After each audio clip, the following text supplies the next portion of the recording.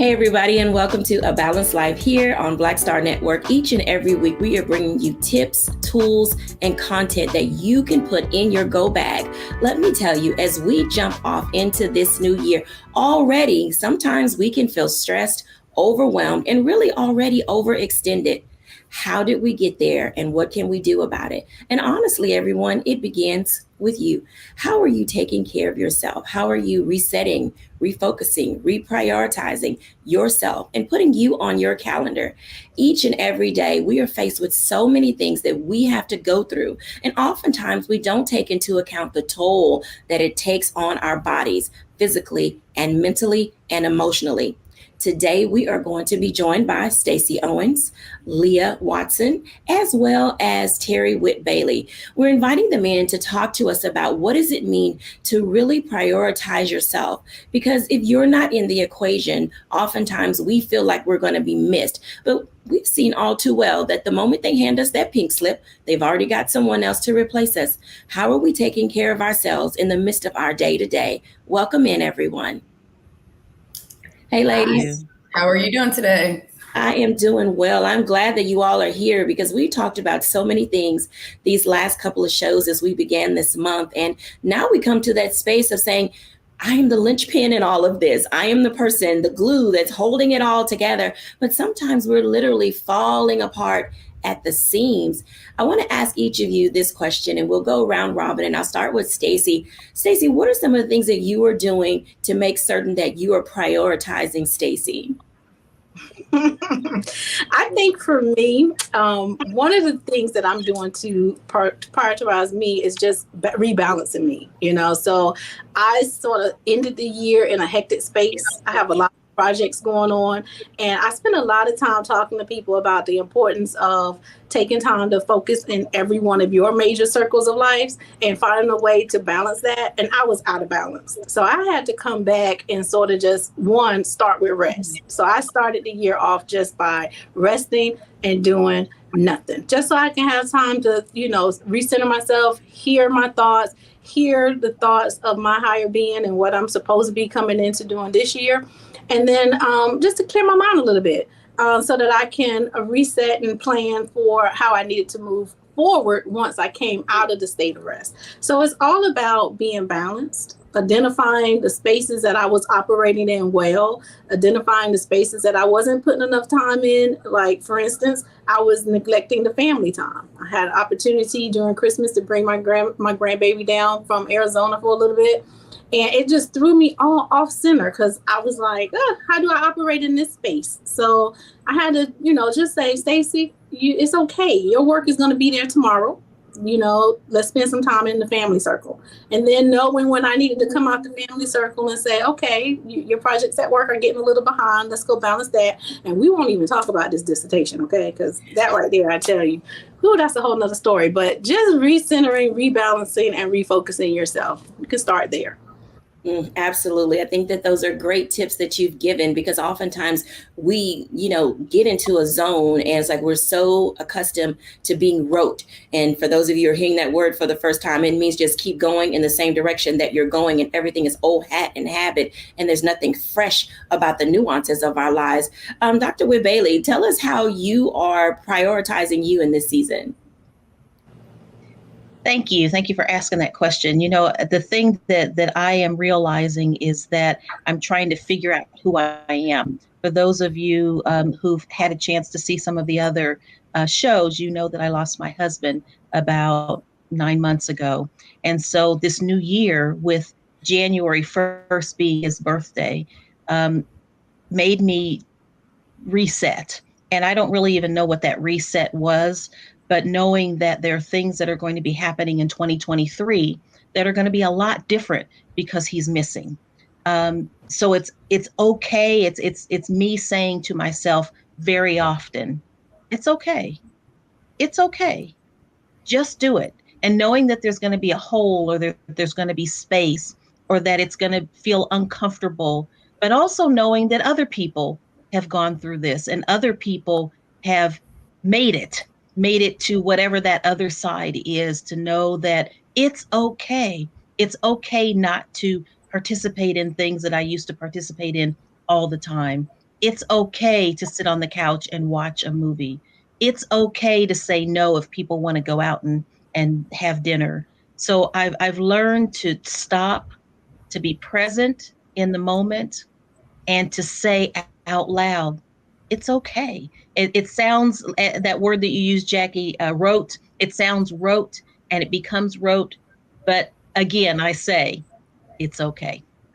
There's something healing and therapeutic about those types of affirmations, though. Even though it is rote, it's got a different feeling and a different sense of accomplishment each time you say it, because you can see progress in how you're making it and that it is okay. And each day you're keeping moving forward. And I know I'm going to come back to that. I put a pen in my paper to make sure that I come back to that. But I want to ask Aaliyah Watson about that. Aaliyah, how are you prioritizing yourself in this new season? I love a lot of the things that some of the ladies touched on, but for me, a big thing is boundaries and also being comfortable with saying no. Like I heard her mention something about that if people ask you to go out to eat and you want to say no instead of over committing, just making sure that I say no, that I'm able to spend that time to fill my cup up so that I am able to be present for others and also in work. So I think just setting boundaries and being comfortable with saying no. Well, I'm going to ask you this question because you're in that psychology space as a licensed professional counselor. And one of the things that Dr. Whit Bailey mentioned was this void that she has now that she is a widow.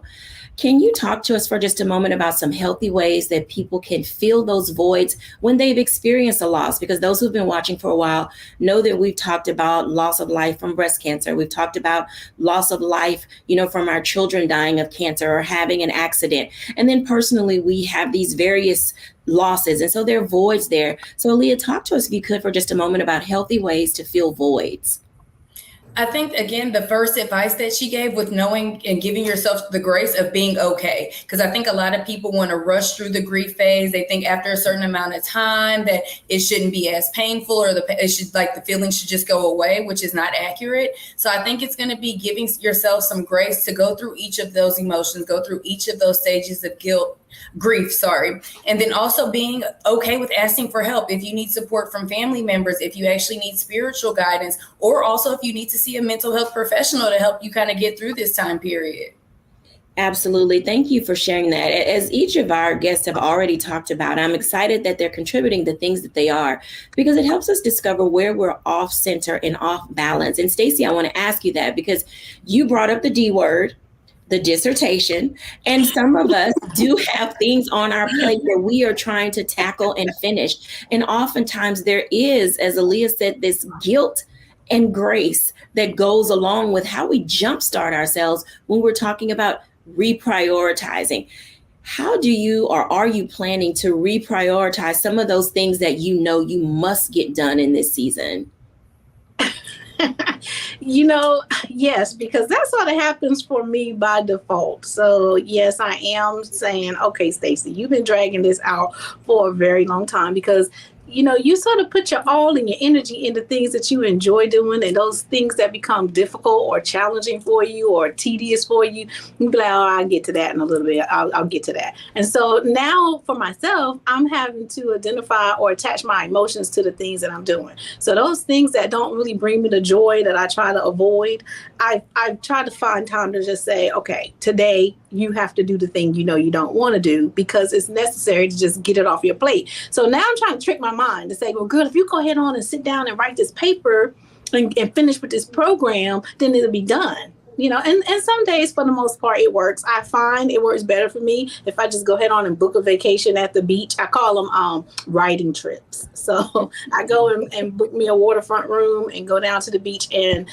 just log in and just do nothing but write. So I have to be intentional about focusing my attention to the things that don't really, bring me that excitement, because I like to create stuff. So I'm in the process of starting a new high school. So I like to stay over in that space. Let me go fix those things.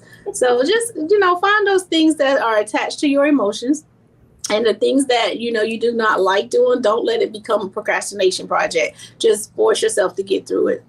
Map it out. I sort of write down a massive things to do list, and then I laugh at it. And then I say, okay, let me pick the first 5 things that I feel like I can really do today.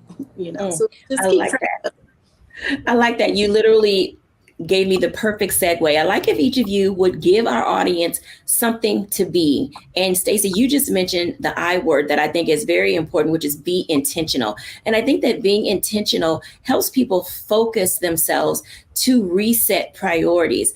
Dr. Bailey, what is something that you would say that you would like for the audience to be as they begin to move forward? What is your be for them? Well, the first thing that popped into my head is what I'm going to say, and that is be brave. Sometimes we have a fear of getting it done, and I'd like to give Stacey a piece of advice. It took me 3 tries to get my dissertation done. And on the 3rd try, I was in the process of working on my dissertation, and I was fussing about it and complaining and, worried about trying to get this done. And there was a young man, a young student that looked at me and he says, "It's just a paper." And I was insulted. I thought, how could you? How dare you? And a couple of days later, I thought about that. And I said, you know what? It's just a paper. And it gave me the ability to be brave enough to do it.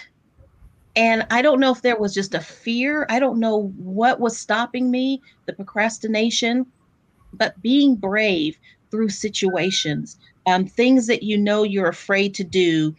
You're afraid to be successful sometimes, or afraid that you might miss out, or afraid that you might mess up. But have that feeling of being brave, standing a little bit taller, taking a deep breath, counting down from 10, bringing somebody along with you. But I would say that would be mine. Be brave. Absolutely. Aaliyah, what would be your B for our audience today? I would say be intentional. Be intentional with the things that you put your energy in, intentional with the things that you say to yourself and others, and the reason why you're trying to reach some of these goals, and intentionally setting goals. I'm huge on thinking that people should set goals, even if they're just goals for the day or goals for the week. So be intentional with all of your actions. Absolutely. Thank you for sharing that information. When we come back after the break, let's talk a little bit about how do we relax our mind. I know it is constantly going 1,000 miles a minute, but sometimes you got to slow it down. When we're back after the break.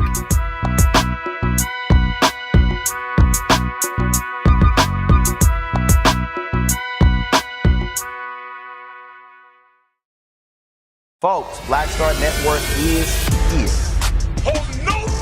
I'm real revolutionary right now. Support this man, Black Media. He makes sure that our stories are told. Thank you for being the voice of Black America, Roland. Stay black. I love y'all. All momentum we have now, we have to keep this going. The video looks phenomenal. See, this difference between Black Star Network and Black-owned media and something like CNN. You can't be Black-owned media and be scared. It's time to be smart. Bring your eyeballs home. You dig?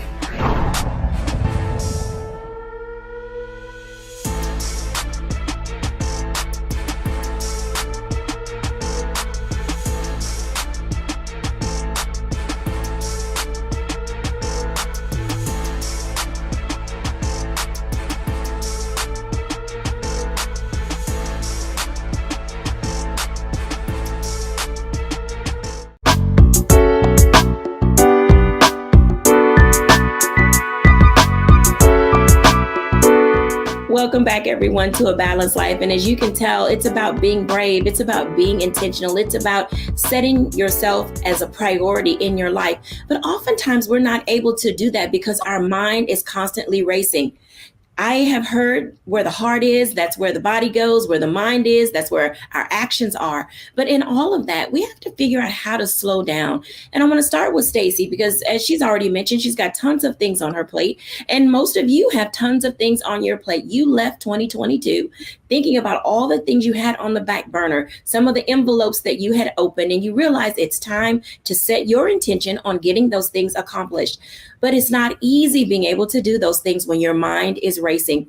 So Stacey, let's have a conversation about that for a moment, because, as you are a balanced living coach, you are an educator extraordinaire, and you are in that space of discovering what it means to just kind of quiet the mind in order to be able to focus on those things that are important to you. In what ways are you finding value in relaxing your mind? So I would use this analogy like I teach the kids when they ask me certain questions, and I'll tell them, do you want the real answer or do you want the right answer? And you always strive for the real answer. But the right answer to that is, I'm going to say, in my perfect world, I like to get up and meditate and slow my mind. But the real answer is, even when I'm meditating, my mind is still going. And I'm like, what is going on? Because I can't stop my brain. And like, in my ADHD, all these thoughts be coming into my mind when I silence myself. I think the key to that is, for me, I have to just keep doing it. And so I found how to manage that space when I say, okay, I'm going to be very intentional about sitting here. I'm going to turn the TV off. I started out saying I'm going to do 30 minutes. I'm going to do 30 minutes of meditation, right?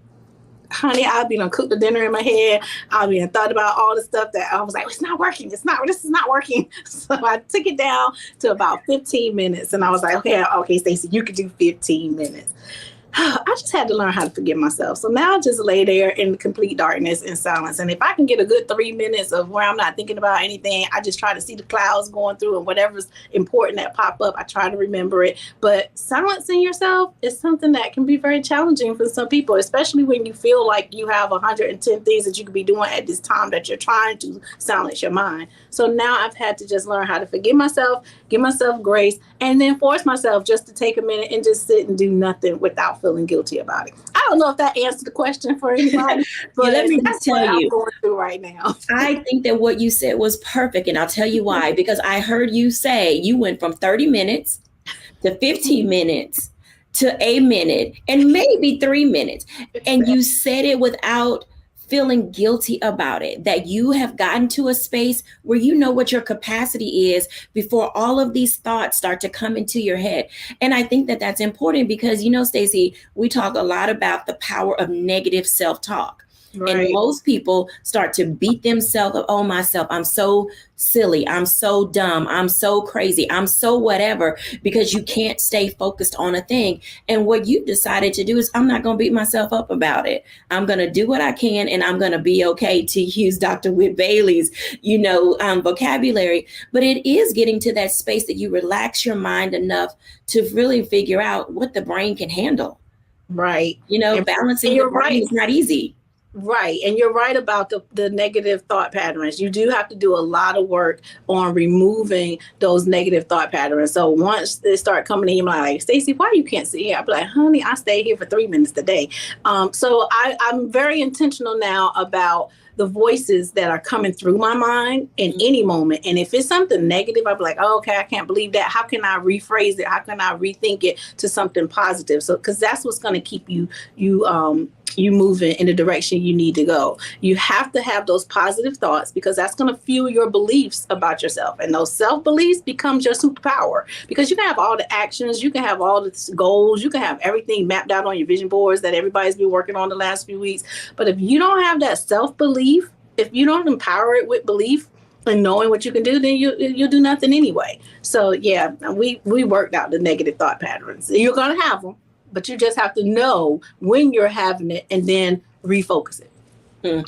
Absolutely. I want to invite Aaliyah into this conversation for a moment, because the battle of the brain, the mind is a powerful tool. And oftentimes we succumb to some of those thoughts that we have going on in our head.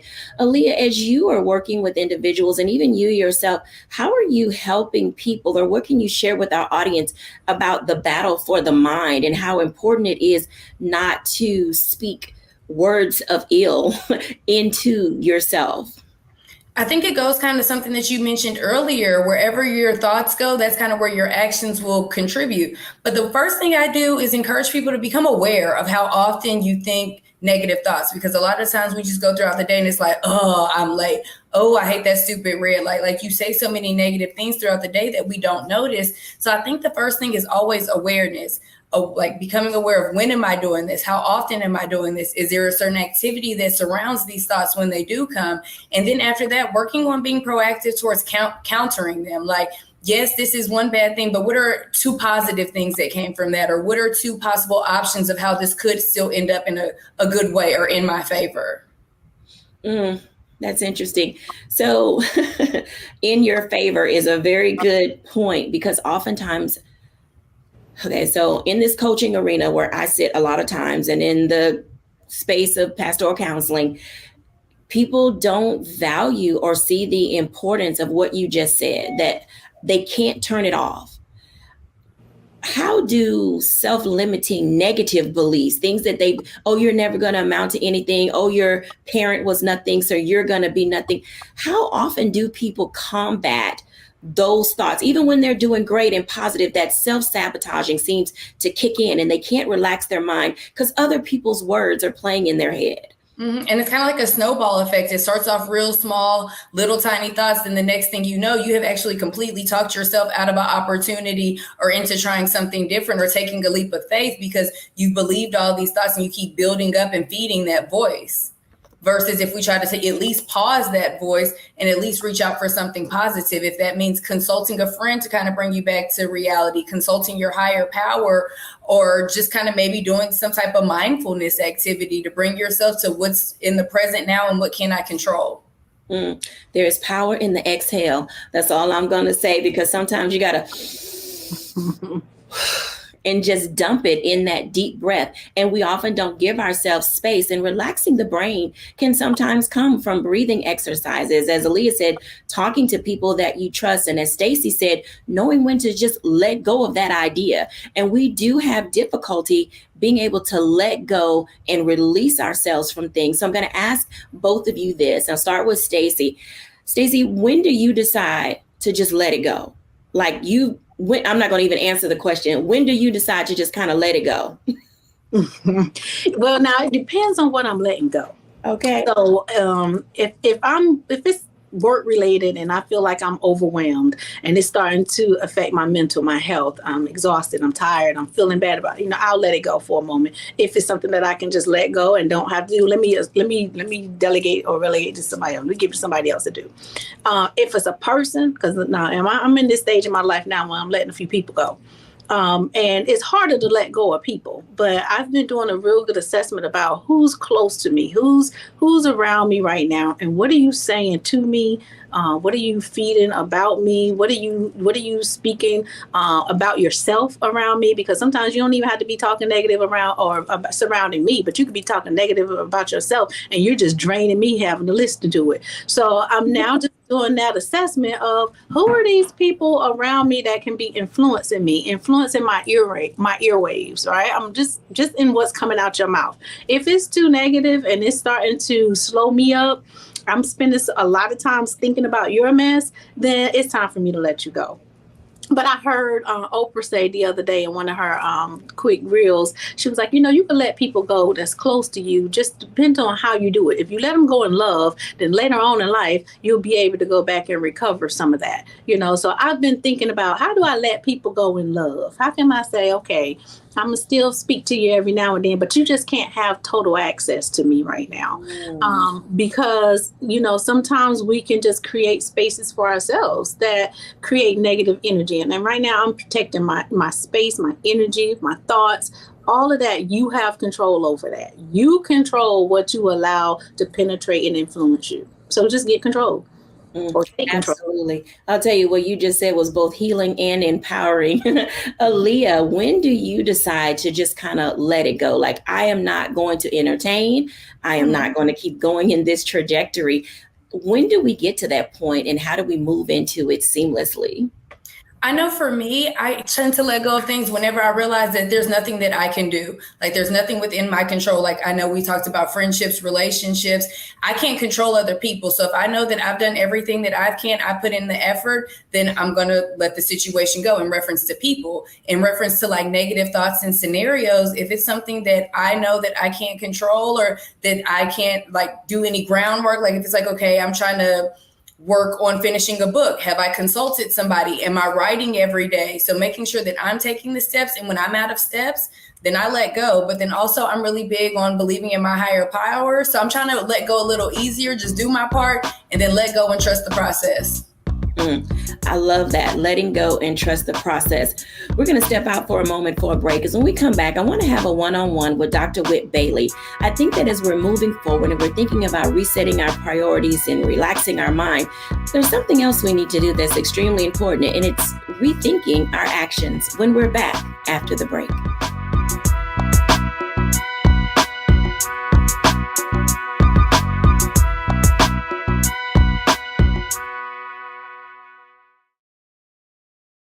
Don't you think it's time to get wealthy? I'm Deborah Owens, America's Wealth Coach, and my new show on the Black Star Network focuses on the things your financial advisor or bank isn't telling you. So watch Get Wealthy on the Black Star Network.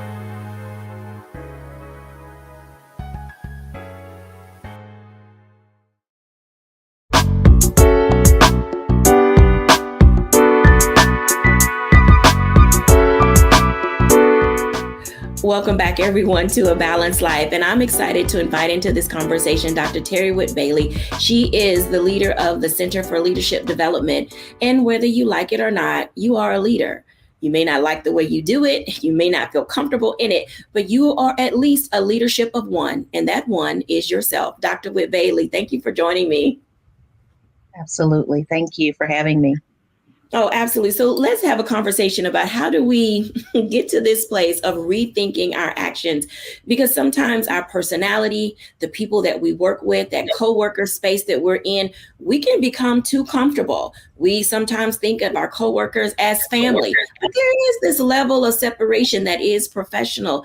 How are we going to get into that understanding of behavior in the workplace that's really supposed to be acceptable versus unacceptable behavior?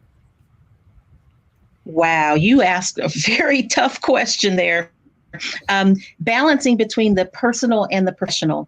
And I'm not the leader, I'm the vice president. I want to make sure that that's clear. But as the vice president over the largest area of my organization, it is important to make sure that my staff understands that boundary. And I love to be friendly with the staff. I think that they are amazing. And in some ways, it is sort of like a family. But there is that line that has to be drawn to make sure that things are getting done, to make sure that people are following the standard operating procedures, if you will, of the organization. But it's also important to make sure that we are sharing and rewarding and affirming and giving grace. We can get to a point on the job where if something isn't done on a specific day, that's it. And we sometimes need to have grace because there are other things that go on in people's personal lives. In my case, it was my husband's health that my organization was very what's the word? They were gracious in giving me the time that I needed and the space that I needed. And so I, in turn, know and understand my staff well enough to know when they need that grace, but to also be able to help them personally and professionally, privately, especially personally, but it's personally, privately, when there are issues that are going on. And I think when you start to talk about family in the workplace, that's where it can get messy, because it's very important that people don't need to know everybody else's business, but somehow they figure it out. I can't quite understand how that always seems to happen. Before the day ends, people tend to know things. So it's very important as a leader or as a leader in the organization to have that level of confidentiality so that staff can come to you with personal issues so that you can help them to do their jobs well, but also to help them to know that it's okay, help them to know that you are there for them on a personal level as much as you can be, and to assist them with the professional things and or the personal things that go on. And it happens all the time. And so, yes, it is very, very important to have that. So let me ask you this question, because when we talk about rethinking our actions, in society, there are a group of people that are called job hoppers. They go from place to place to place to place, employer to employer to employer, but they often never realize that they are the commonality in the things that are happening at each of those places. In the world of balancing and helping people really think about the self that shows up at work, how can we help them identify some of their own habits and behaviors that may be the cause of them having to go from job to job to job to job? What does that look like when it comes to recognizing and identifying that you may be the issue? Yes, and it may not just be that they're going from job to job to job. They may be going from relationship to relationship to relationship, or housing to housing to housing, or friend to friend to friend. And so again, wherever you go, there you are. So you have to help. Again, sometimes people can't see that for themselves, but in love, to be able to share with individuals, this is what's happening, or to find ways as a professional to help them to see who they are professionally or personally. I spoke before in another episode about love languages, helping people to know what their love language is, whether it's words of affirmation. And so if a person needs to be affirmed in the work that they're doing or the actions that they are doing, then we need to help them by affirming them.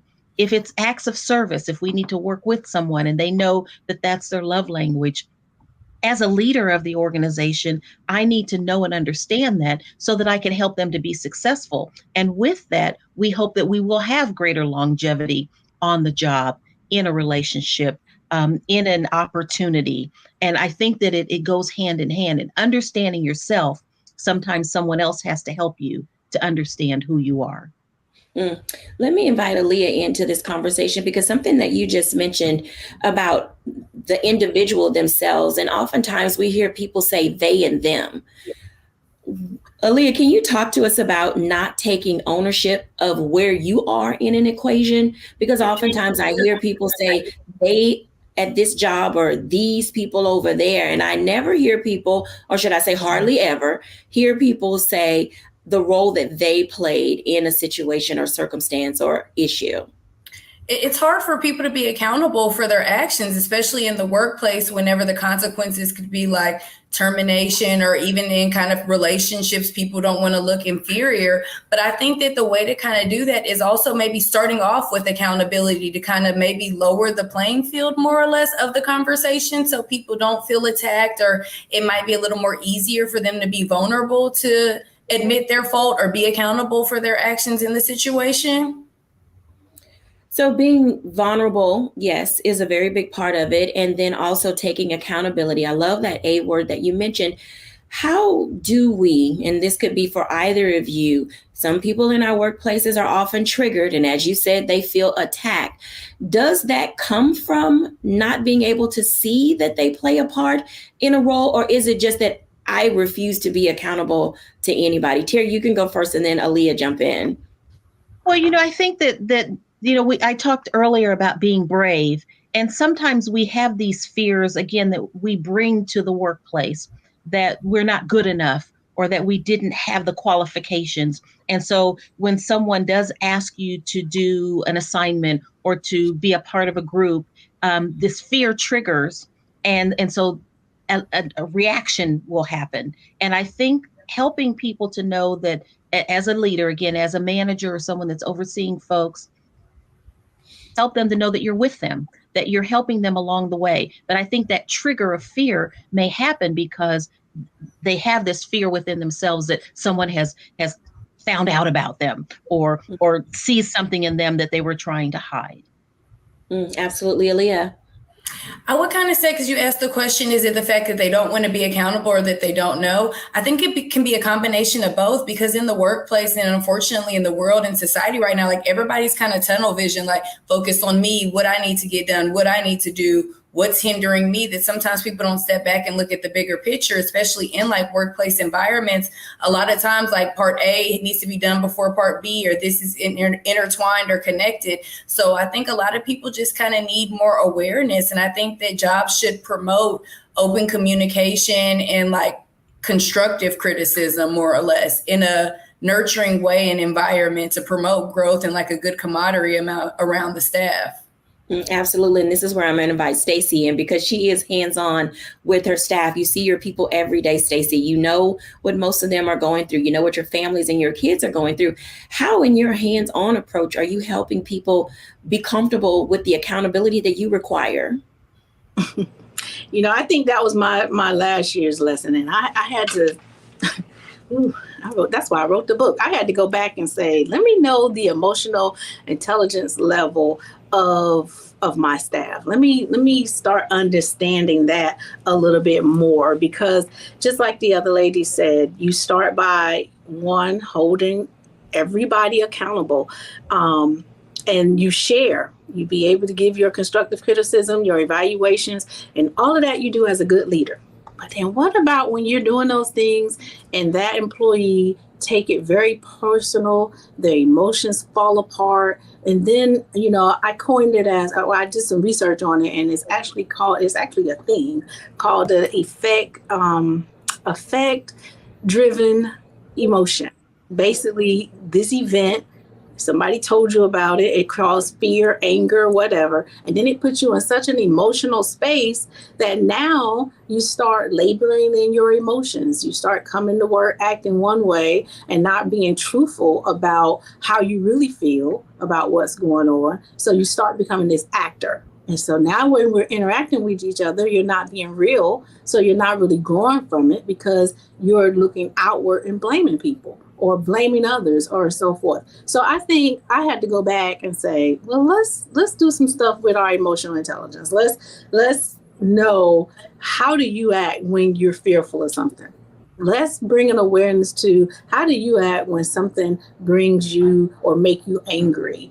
And then let's talk about, how can you have these conversations without feeling threatened? Because at the end of the day, even when I say, hey, I have an open door policy, a lot of people, if you are operating on a low level of emotional intelligence, you won't even use that open door policy, because you're assuming that when someone come in and talk, you're thinking about, am I going to get fired? Am I going to get written up? Am I going to get whatever? So we had to go back and start saying, like, how do you have these conversations? How do you, we put group norms in place. What do we want for this environment to look like so that we can all function together? Let's have that conversation, and let's identify the 10 things that we want to see in our environment. And then let's identify how we're going to hold each other accountable to doing it. So when you see Sally over there doing something that she know not on these 10 things, who's going to feel comfortable with having the real conversation with her, so it doesn't always have to come from me? Because if we're working together and holding each other accountable as a team, and we build our team efficacy, then now we can sort of like deflate some of those emotional things that's attached to it. So we have to restructure some stuff just to improve our way that we was communicating, so that you can learn that you're learning and you're growing. What is your growth mindset? You're growing. So you can't always see, if someone is coming to you with something that can improve you or improve yourself, that is something bad or negative, or you get so emotional about it. So we had to say, are we operating from a fixed mindset or a growth mindset? But at the end of the day, do you realize that it all comes back to you? Everything you need is already within yourself. You're responsible for making yourself happy. You're responsible for making yourself. And you also have to know that the job is going to be graceful. We're going to have grace for you, but it's a two-way street. You got to give and you got to take. You can't expect for me to understand all your personal issues, but you don't understand the impact of your personal life and how it's impacting your professional life. You have the responsibility for keeping that balance. And when you get out of balance on either end, they're quick to come and tell their employer how you're out of balance on your professional end, but they don't see, in fact, that sometimes your professional self can be pulling in between the two. So we have to keep you balanced. So we just talk about it now. And I'm gonna still love you tomorrow, but we gotta talk about it. She's gonna still love you. I think that these are excellent opportunities, because as we think about these things, and we're getting ready to go into break. And so I'm gonna hold that thought till we come back from after the break. Thank you, ladies, for sharing that information. When we come back after the break, let's talk about that for a moment, because we're gonna reset our priorities. We're going to learn how to relax our mind. We're gonna rethink our actions. But when you think about it, there's something else that you need to do when we're back after the break.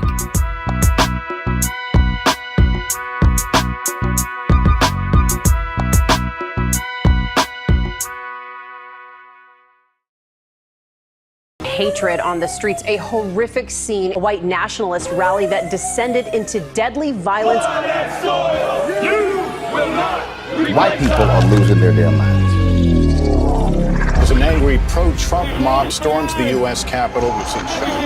We're about to see the rise of what I call white minority resistance. We have seen white folks in this country who simply cannot tolerate black folks voting. I think what we're seeing is the inevitable result of violent denial. This is part of American history. Every time that people of color have made progress, whether real or symbolic, there has been what Carol Anderson at Emory University calls white rage as a backlash. This is the rise of the Proud Boys and the Boogaloo Boys. America, there's going to be more of this. Here's all the Proud Boys, guys. This country is getting increasingly racist in its behaviors and its attitudes because of the fear of white people. The fear that they're taking our jobs, they're taking our resources, they're taking our women. This is white fear.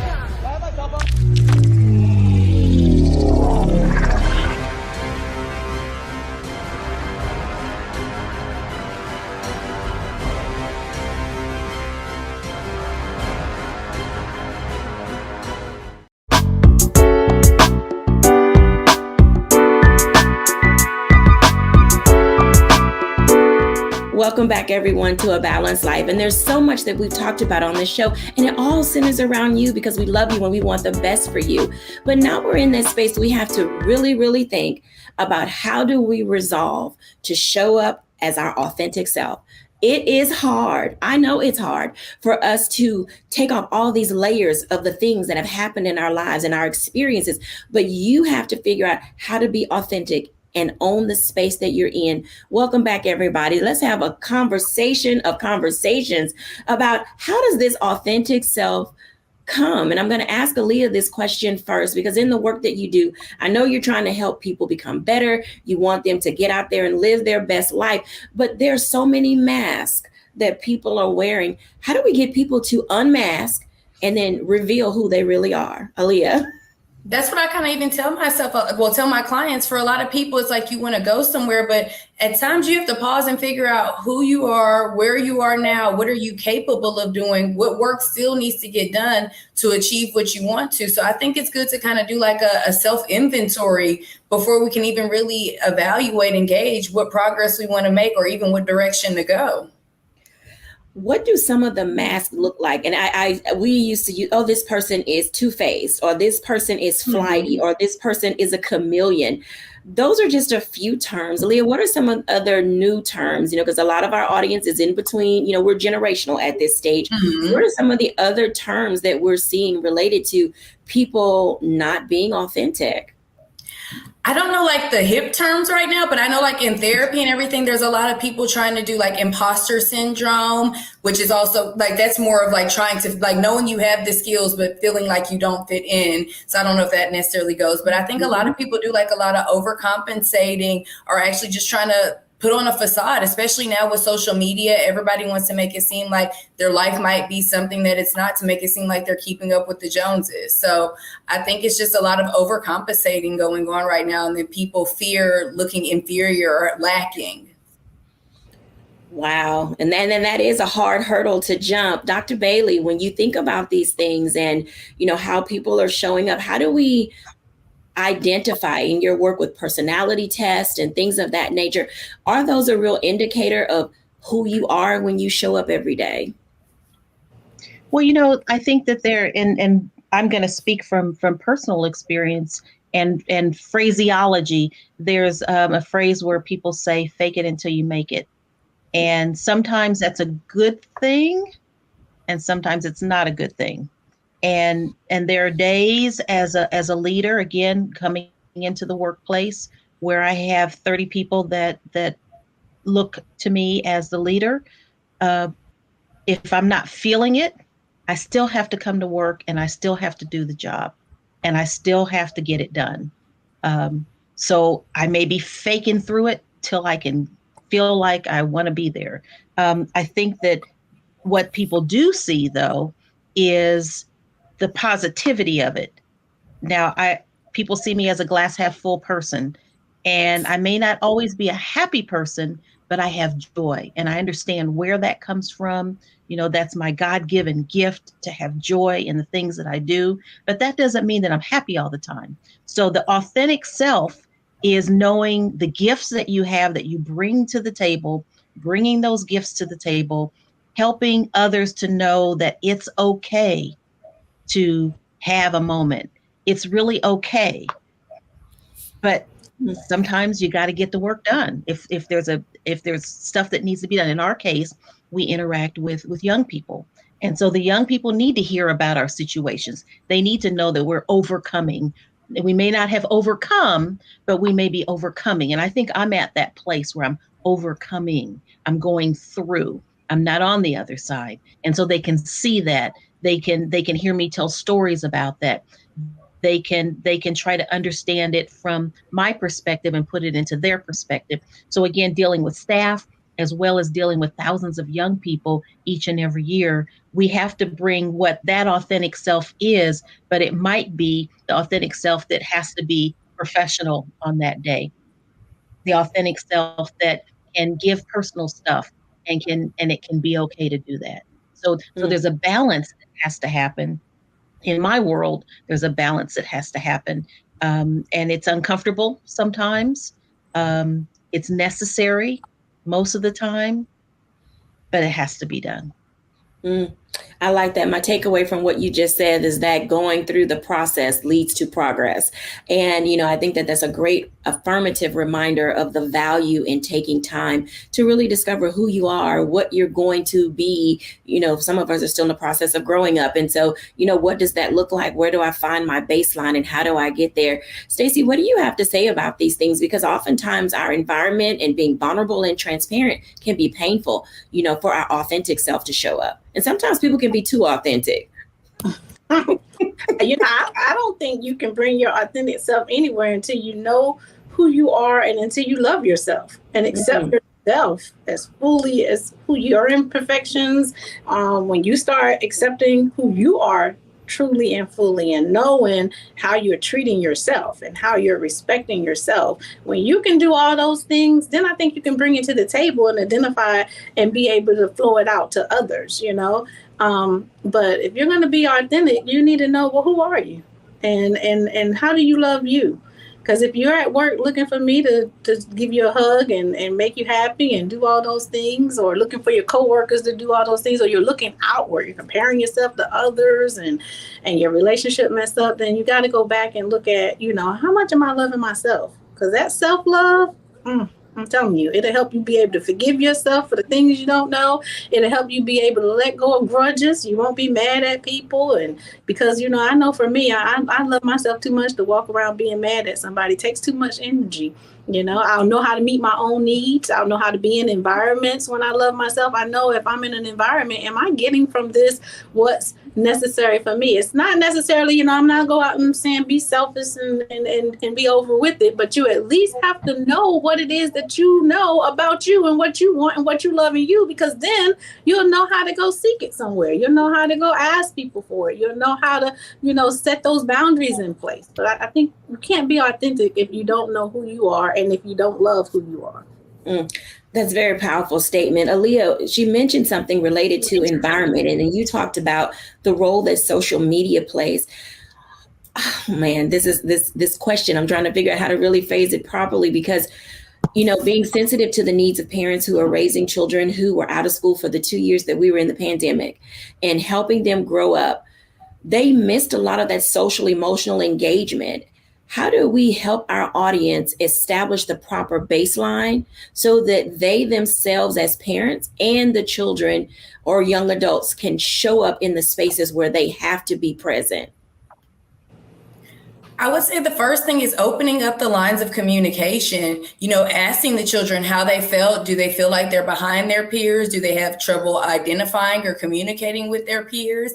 So seeing how they feel about it, if they feel that they lack, and then also looking at community resources. There are a lot of free resources to get kids in extracurricular activities to kind of build that in-person social interaction so that they can become more comfortable with interacting and figuring out kind of who they are or what type of people they want to be around, because we do know that companionship and interaction plays a major part in our happiness. So one of the things that I'm going to ask each of you as we go around is being able to ask for help isn't always easy. And so, Aaliyah, I'll start with you.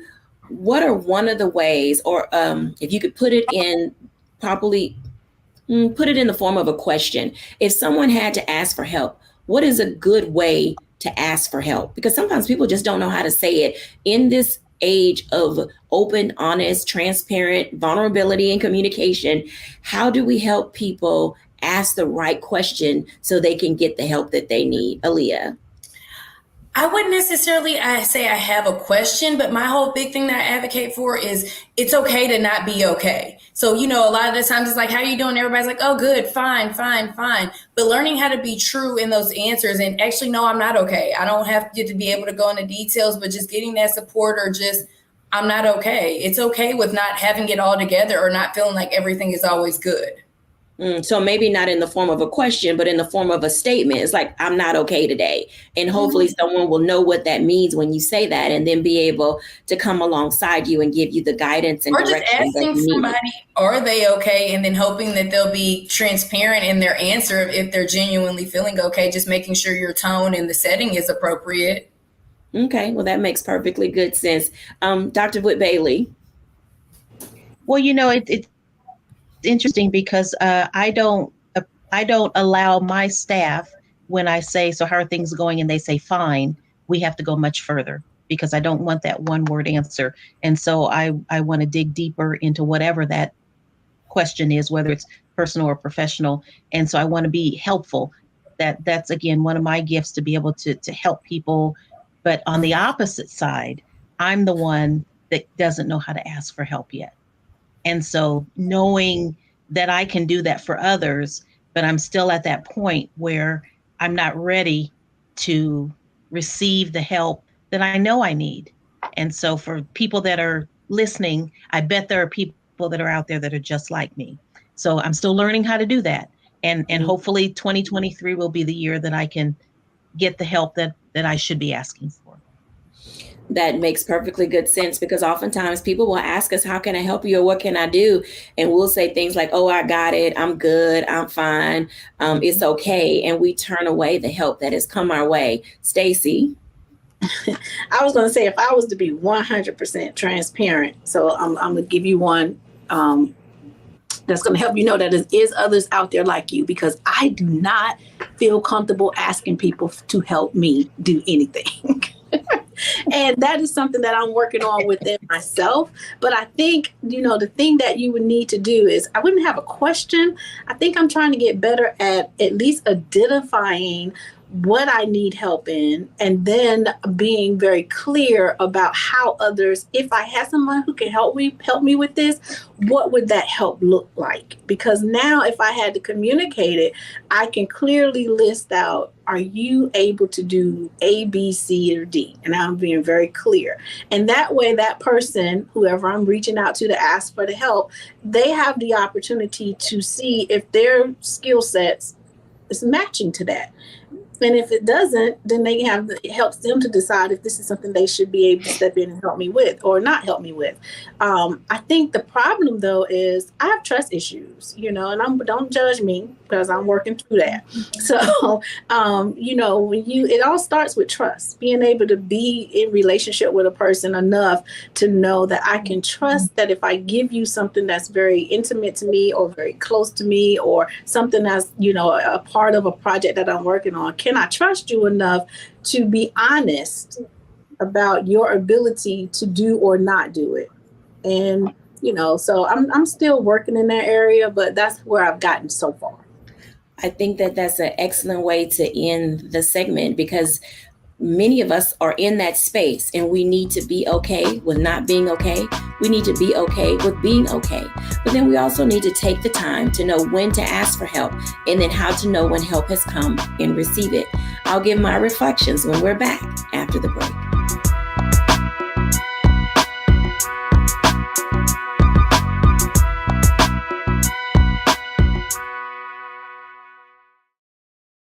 When you talk about blackness and what happens in Black culture, we're about covering these things that matter to us, speaking to our issues and concerns. This is a genuine people-powered movement. There's a lot of stuff that we're not getting. You get it, and you spread the word. We wish to plead our own cause. Too long have others spoken for us. We cannot tell our own story if we can't pay for it. This is about covering us. Invest in Black-owned media. Your dollars matter. We don't have to keep asking them to cover our stuff. So please support us in what we do, folks. We want to hit 2,000 people, $50 this month, raise $100,000. We're behind $100,000, so we want to hit that. Y'all money makes this possible. Checks and money orders go to P.O. Box 57196, Washington, D.C. 20037-0196. The Cash App is $RM Unfiltered. PayPal is R Martin Unfiltered. Venmo is RM Unfiltered. Zelle is Roland at RolandSMartin.com.